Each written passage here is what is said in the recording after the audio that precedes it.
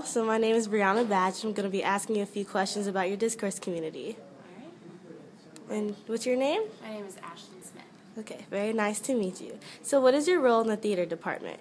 I serve as a stage manager for the theater productions here at Purdue. Okay, and why did you decide to join the theater department? It came out of a search about myself. I'm also a management major. A lot of us are double majors here in the department. And I knew what I didn't want to do with management, and then I kind of decided what I wanted to do with management, which was work with the performing arts. So from there, I came over, talked to the theater department just because it seemed like a good place to start. Became a minor, and then a few months later became a double major. Okay, very interesting. So do you feel as though communication is a necessity in this department? Oh, it's definitely a necessity, especially because we have multiple departments that are working on one production, and we have about 6 weeks before we open a show from the time we start rehearsal. And that's not even including the design process. So in order to keep everyone on track, communication is key. Okay. And is there a language that is specific to the theater department? There is. We have a lot of different terminology that we use, even things that are opposite. So, for example, just going off directly off of the show, you have like stage right and stage left, which is different from what the audience sees. When things are brought down from the ceiling, they're actually in, and things are out. There's all little weird, lingo that we use, as well as just general terms to identify people. Okay. So how would your everyday rehearsals run? Here at Purdue, because everywhere's a little different, Purdue runs differently than professional, but here at Purdue we usually rehearse Sunday through Friday, so we get Saturdays off, and it's 4-hour rehearsals from 6:30 to 10:30. And so the actors will have to be here and ready to go at 6:30.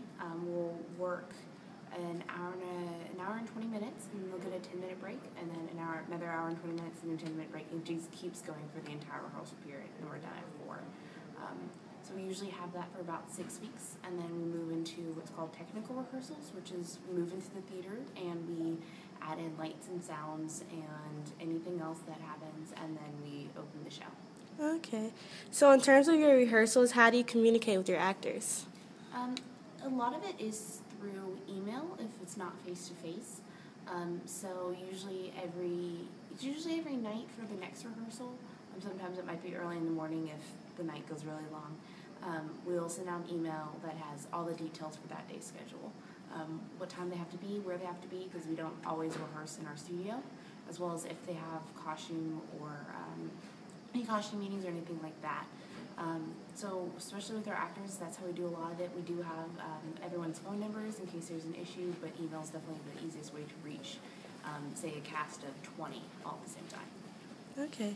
And how important is the audience role when it comes to the theater department? The audience affects a lot of how the story moves. It definitely, even though the actors are really working with each other, they do feed a lot off the audience.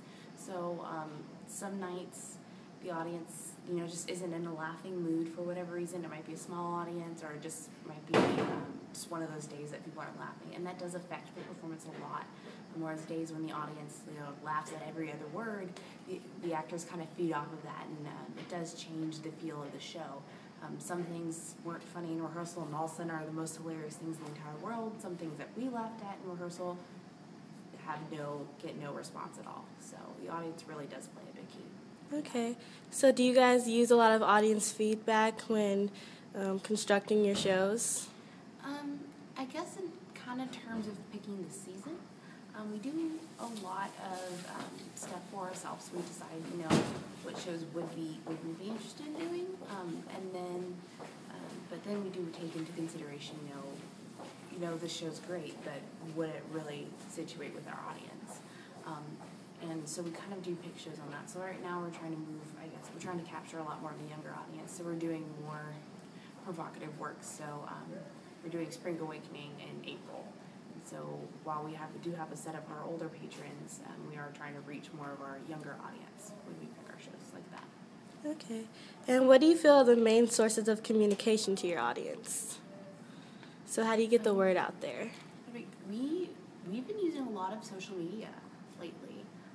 because I think just with the ways we're working right now, we are trying to utilize social media. We still do posters. That's sometimes not as effective as we would like it to be. That being said, we've had some pretty creative posters in the past that we've utilized to our advantage.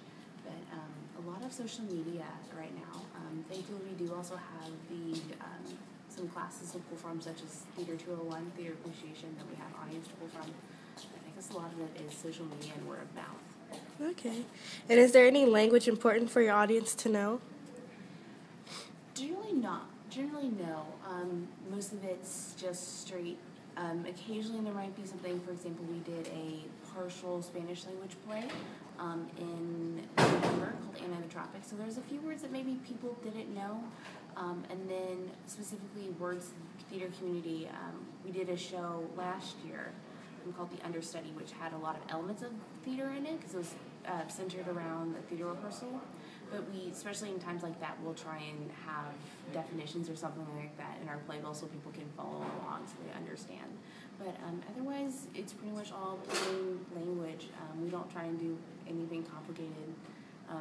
If you need to know the words, we'll tell you. If you don't need the words, because it's just kind of there, we don't bother telling you, but because it's not really that important to the story. Okay, well, thank you very much. I appreciate your time.